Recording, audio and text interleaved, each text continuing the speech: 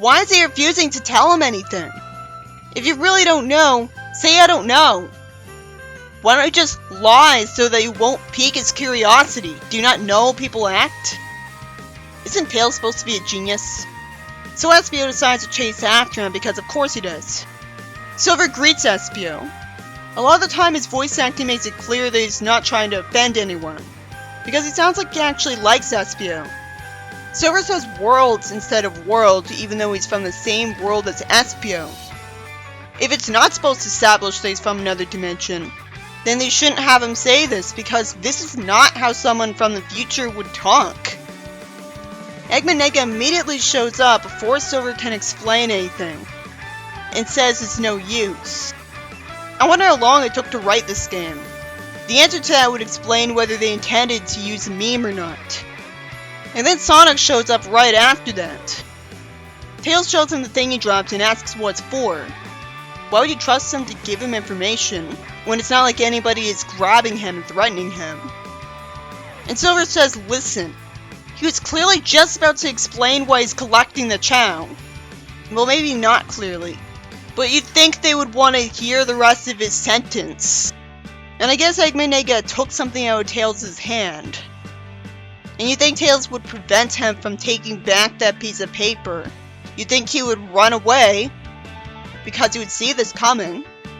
Eggman Nega threatens them with something. And the cutscene immediately ends after that. Sonic's story reveals what Tails actually picked up. It's a page from a book saying, the all-powerful Ifrit. That's the shortest page ever.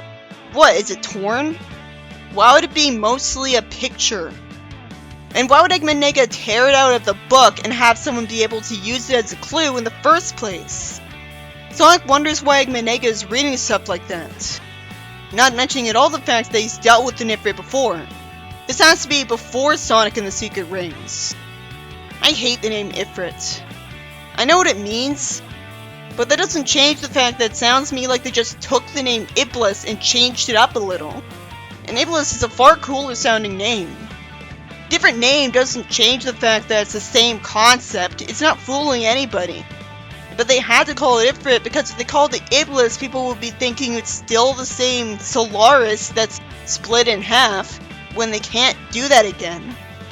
And then we see Espio wondering if he should report this. So why were we cheated out of hearing about it in Espio's story? Knuckles says that he and Rouge are going to use Eggman's emerald detector, even though Knuckles should have his own natural emerald detector, and Shadow decides to beat him to Eggman Nega. Knuckles asks Shadow why he has to get the detector before him, and refuses to tell him for no reason. Instead of telling him to make him stop interfering with him, he says he doesn't need to tell him anything. Why are you keeping this confidential? Knuckles and Shadow are supposed to be allies, and there's no reason given as to why he wouldn't trust and respect Knuckles. Because he doesn't know that Knuckles is constantly failing at guarding the Master Emerald. Nobody told him that on screen before. He doesn't have any reason to know that he's been constantly tricked by Eggman. Because it's not like he's close friends with Sonic, and therefore will be told all about his mistakes. Shadow and Metal could have tagged along with them to temporarily work together and then betrayed Knuckles and Rouge at the last minute by running off with the emeralds. Or he could have simply explained to him that he doesn't trust them not to lose the emeralds, and that Eggman Nega would never know that we have the emeralds, so just give them to me and I'll run over to my house and put them there. I take the real superpower of teamwork any day over constant rivalry for no reason. Shadow and Knuckles aren't even that different. They're both rivals to Sonic who are annoyed by him, who used to be his enemies who made mistakes and are strong, and both of them are fast. Knuckles has done literally nothing against Shadow at this point. Why would he hate him? You'd think Shadow would warn Knuckles about Eggman Nega at the quickest opportunity. I mean, it makes sense that he would be too lazy to do so if he thinks he's so much better than him because he's the ultimate life form and he isn't. Instead, Shadow just says, I'll knock you out. On paper, it makes sense that they would fight over an emerald, but it's not like Knuckles can use the emeralds individually. What is it to him if he lets Shadow take an emerald? It's not like he doesn't trust Shadow. Tails decides that he better help Sonic because he's in trouble. How is Sonic in trouble? Why doesn't he have any faith in Sonic? Espio says it's better that you two don't get involved. Why? Sonic and Tails are the main heroes of the world. He really expects Tails to listen to him? Since when is he overprotective of those two? It's not like they had near-death experiences in front of him before. Past is a really weird response to Metal Sonic. You'd think she'd be afraid of a dangerous robot who's supposed to be faster than her. Wouldn't he recognize her as an enemy of Eggman's and be automatically compelled to try to kill her? So she decides to have him race her for fun like a playful person. I'm not sure how she thinks she could win a race against Metal Sonic when he moves at the speed of sound. You'd think he would instantly win. It should have had a comma after the tag and no capitalization afterwards. With Shadow's story, Eggman Nega shows up, and it's so weird to see Shadow call someone Egghead. That's something you'd expect out of Sonic, who talks more informally. I'm assuming he's even asking this in the first place because he doesn't trust Eggman. Why is he asking Metal Sonic directly? How is he supposed to know? And since he's not able to talk in this game, why would Shadow expect an answer? Eggman Nega says to Knuckles that he'll test out his patience with his newest invention. It doesn't seem like Shadow to say, come on. I get that he's a teenager too, and it's hard for a teenager to always talk formally in a dignified manner. But he still seems too serious to say stuff like Egghead. And I think teenagers talk the way they do to fit in with other teenagers, and it's not like he's constantly surrounded by teenagers, because he doesn't go to high school. He would want to contrast himself from Rouge. And he sounds annoyed, rather than taking the situation seriously like saying the line in that context would imply. Sometimes entirely the wrong emotion is emoted by the voice acting. Rouge confronts Eggman Nega on having an apple locator. And he actually admits that it's true instead of being all sly and sneaky about it like you'd expect. Why? And she expects him to hand it over just like that. Why doesn't she just immediately attack him? She can fly. And then we get the rest of Knuckles' I'm losing my patience confrontation, and Shadow tells Metal Sonic to beat them to it. So again, there was dialogue cut out and put in a different storyline. In this game, all the dialogue is the same between storylines. So it's arbitrary that some of it gets cut out. Shadow immediately tries to get back in contact with Eggman now that he's out of the jungle. Shadow's almost able to tell him the truth, only for Sonic to show up and ruin it by making him stop talking from his presence, annoyingly delaying the reveal even further. I didn't know ugh was spelled with no R's. It would have made more sense for Shadow to immediately explain what he knows to Sonic so that he doesn't jump to the conclusion that he's back to working for Eggman, or that he was brainwashed. Why is everyone in the story such an idiot? Oh, I thought Sonic would try to stop him. Good. Eggman explained to Shadow that he's in trouble. We already knew this. Aside from the last part that nobody cares about. If anything, we should be cheering about it and getting shown it. He tells Shadow that he needs to destroy Badniks to regain control of his base. And that's all he tells him.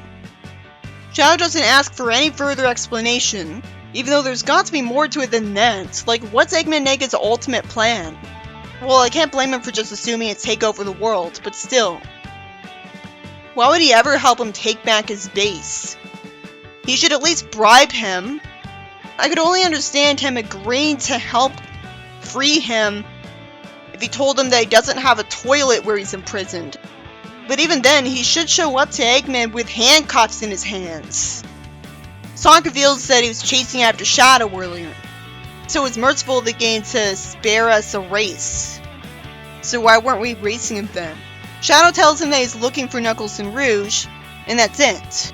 Naturally, Sonic asks him why he's doing that and why he's with Metal Sonic.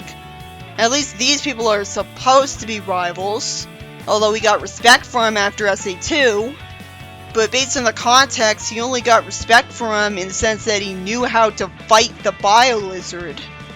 Why isn't he keeping him from being suspicious of him and bothering him again by just explaining things to him? It's stupid! Instead of Shadow reacting like a person realistically would to the situation, he lies that he's got no time to explain it to him, and plans on knocking him out.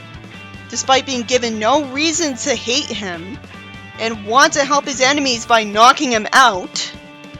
Even though telling him that Eggman was trapped in something by Eggman who's impersonating him, would have taken about as long as it takes to say exactly that, and much faster than the time he would have spent fighting him. He can explain to Sonic while he's running to his next destination. And then Eggman gives Metal Sonic an order. How is a kid supposed to know what he means by run interference for someone? But he's not interfering with Tails at all, just racing him. Eggman says he's learned who Eggman was secretly communicating with. Shadow, that response doesn't even make sense. Stop repeating what you just heard. And then Eggman comes in and stops Eggman from revealing it to Shadow with his presence, even though there's no reason Eggman can't just continue explaining anyways while ignoring him. Again, artificial suspense. Do it too much and it just irritates the audience to the point where when they finally get the reveal, they're not basking in the reveal, they're just thinking, finally! It's better to have a whole bunch of reveals than just one that's constantly delayed. Eggman predictably sends another one of his deadly machines against these two. So with the third level done, here's the alternate scenes. Why is Eggman taking it with them? And that's all that a few pages say? And what the hell does it mean by binding a person's soul? We never do find out. It's just another one of those lines that is trying to sound poetic and intimidating. It makes no sense if you actually think about what it means. Meanwhile, Rouge tells Knuckles good job. It's not like her to call him useless. That was too harsh even for her. What happened to Rouge's Emerald Raider in Sonic Adventure 2? Why are they relying on this thing? Did Eggman find it and break it? I guess she tripped and fell on it. Rouge points out that the Emerald Detector is finally beeping. This is something Shadow would have liked to hear. The Emerald Detector is going crazy over the Chao. Chao do have chaos energy in them. I never understood why Chao are found in places other than people's homes or the Chao world. Why even establish a Chao world in SE2 if it's not supposed to be canon? Either that or the comic writers don't care enough to reference it again. But when you've got an entire species of creatures stupid enough to get lost in levels full of dangerous robots and wander outside the Chao Gardens, where all sorts of predators live, it really makes you wonder how such defenseless creatures didn't drive themselves to extinction. I assume most of them are safe as pets, but the wild ones should have been eaten by this point. I guess Knuckles knows that Chao have chaos energy in them. Otherwise, he should be questioning why the radar is going off because of them. He has a good characterization in this game so far. He seemed like a dumb hothead in the previous game. Silver says he'll take the Chao from Knuckles while Espio distracts Rouge. After Silver complains that he can't find Eggman, Espio asks something that he should have asked him a long time ago. Silver explains that to save the world, he had to hide the Chao in a safe place. It sounds silly, but considering the Chao have a massive amount of chaos energy in them, it makes sense because it could be used as a power source by something that is capable of extracting it from them. Espio doesn't believe him. I mean, he hasn't been on as many adventures as Sonic. And Silver doesn't have any social skills. Instead of Espio saying he's a liar like you'd expect after all the stupidity in this plot, trust him. That's pretty sweet. Why is it so confrontational with people? So Sonic has no problem with risking his little brother's life sending him to Eggman's most infamous robot, Tails, someone who can't run as fast as Metal Sonic can fly. Tails is supposed to be more wise than Eggman to contrast him with him. I'm not sure why Tails is able to beat Metal Sonic in a race. Knuckles talks to Silver, who doesn't explain why he needs those Chao. To be fair, Espio didn't believe him, so of course he'd think Knuckles wouldn't believe him. What's that? Knuckles actually agrees? Well, that's nice. He says he needs some rings to fuel this ammo detector. So rings are proven to exist as a canon part of the story, and are proven as something that can produce energy. It's too bad IDW ignores these things, because it officially has no excuse now. I like that Silver thanks him. Knuckles asks him something casually. And does Silver tell him the answer to avoid suspicion? Actually, yes! Maybe when he refers to two different worlds, he's really talking about the present and the future, and it's just a horrible translation of the word world, based on the fact that world has multiple definitions. There's really no logical reason for why the destruction of one world would cause the destruction of the other.